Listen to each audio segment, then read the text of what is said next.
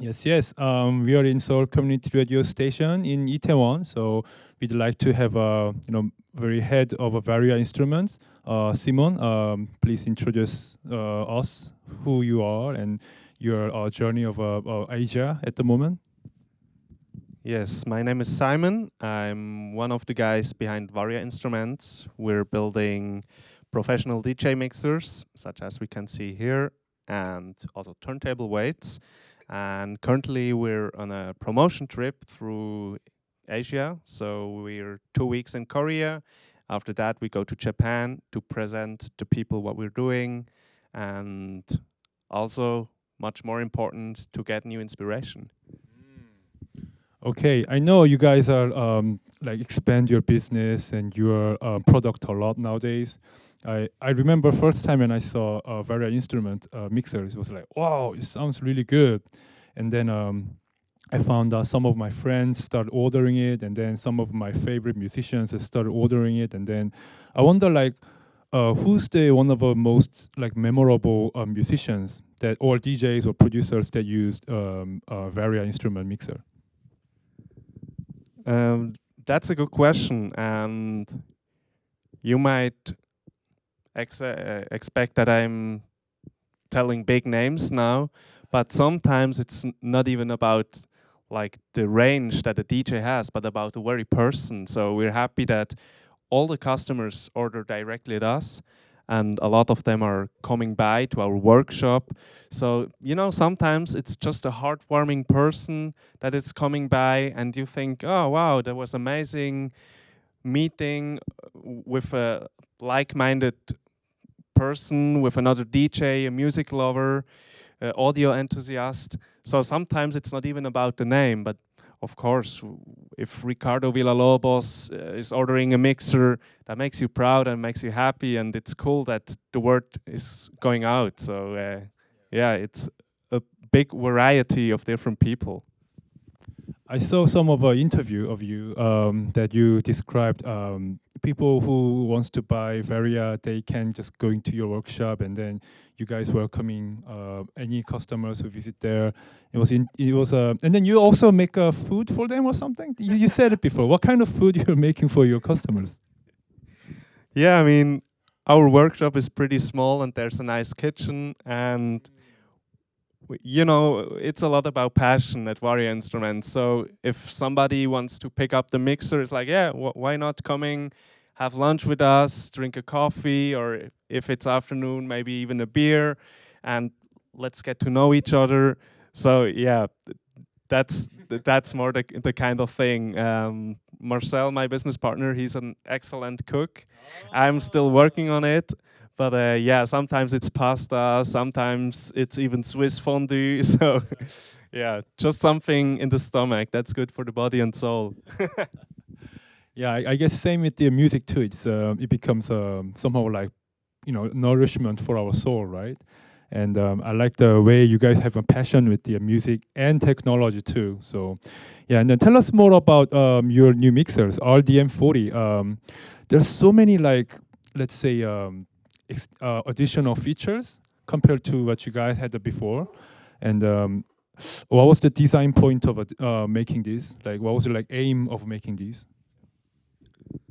That's a good question, and of course I could talk for hours because it was like hundreds of hours of development for this machine.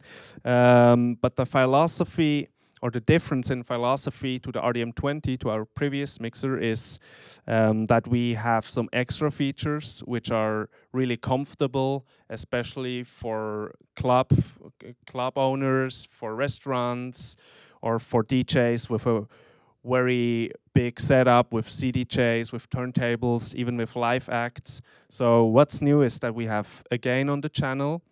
So this is pretty helpful if you also want to use whatever, if you want to use your live set.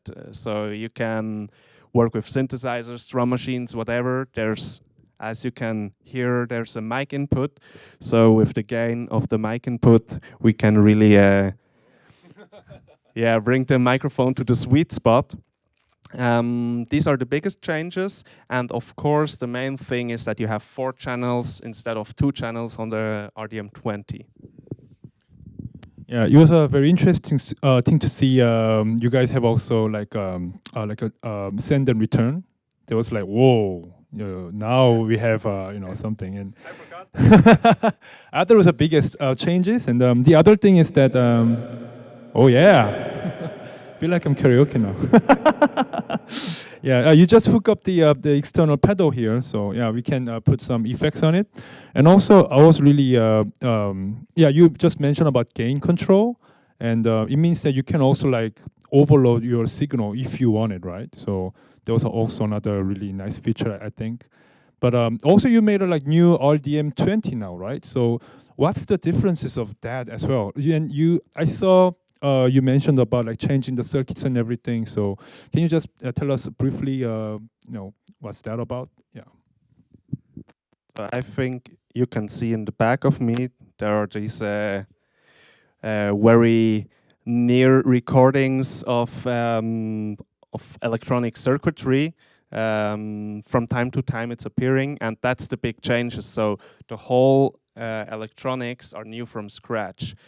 Also, the connectors on the backside are new, and the reason why we have done this is when we started Varia Instruments, it was never the idea, hey, let's do a big business and let's sell mixers on the whole planet. It was a small project for ourselves.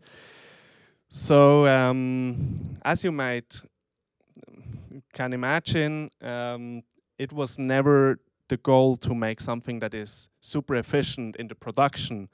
So it was good in the beginning, but then more orders dropped in, and it was just exhausting to build all those machines because it took so much time. And when we developed the RDM40, we knew, hey, we need to optimize this. We need to be able to make it in better quality and faster. And once we have done this, we mirrored this new technology and developments to the RDM20. So it might not be that exciting to the outside because the look is the same, the features are the same, but for us it's a really big change because this new RDM20, it's like an investment in the future. We will have fun building this machine now for the next 15 years, and that's what we would like to do, so yeah. Yeah, it's really nice. It's like to see your company from the friends project and then develop into something new. It's kind of the same as our what we do now. We started as a like friend thing and then develop into something more than just us, which is very interesting. I think we had a like similar spirit in that way. Yeah, and there are a few other questions I got. So because you're making handcraft mixer, right? So do you also get some like personal requests when you're making a mixer? For example, like putting a crossfader, let's say. I already talked to a master about it, but yeah, it's a controversial topic during in a rotary mixer. But yes, obviously we do get quite a bunch of requests for customization. Yeah, put a crossfader in, make it blue, make wooden sides, make other knobs, and we're somehow, you could say it's a bit conservative, but we try to, our goal is to make this machine as good as it's possible. And as soon as you start customizing, well, you have to leave the path of something that is right in itself.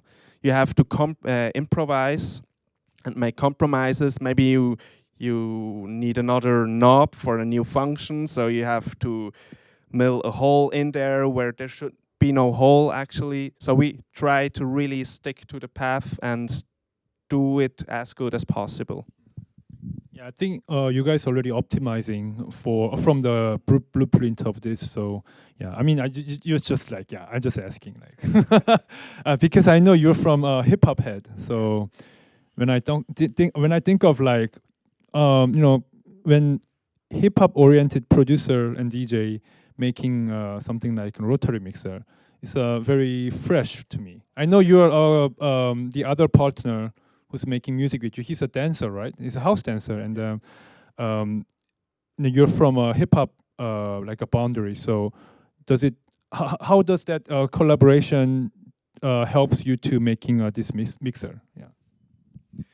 Yeah, you're absolutely right. I was a hip hop kid, and I am still very, very close to hip hop every day. But I was so bad in scratching. So my scratch skills were always zero. And the way I used to mix hip hop was more in a, let's say, house attitude. So already with hip hop, I started, or I tried to melt the songs as smooth together as possible. So I already had this approach of a rotary mixer when I started DJing 17 years ago. But it was actually really Luca, my partner with Frank Spirit, that brought me to house music. So he opened a whole new world. And so regarding the music or the style of music I like, it's really from jazz, hip hop, house music, broken beat. It's a very large field. I got this not opinion, but kind of like a feedback from my friends, because I was looking for what kind of rotary mixer that I should buy for my next project, and then people suggest me a lot of Varia. Varia, of course. And then when I heard the sound of it, and then my friends always told me that it has a very nice warmth on, let's say, a bass frequency. So does your experience as a hip hop producer that have this kind of like a flavor onto your mixer? Because hip hop heads love like bass, right? Now warm, not just the bass, like warm bass.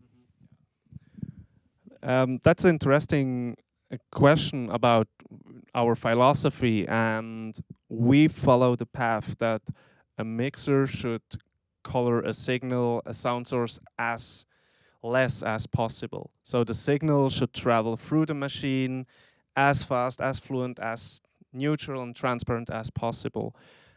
I'm aware that there are other brands who tend to color the sound, which might be nice for certain genres, but we think the coloration should not happen in the mixer, but afterwards in the signal chain. So with a tube amp, with the pair of loudspeakers that you're choosing, we think when the signal comes out of the mixer, it should be as neutral as possible to somehow reflect what the producer of the music wanted to express.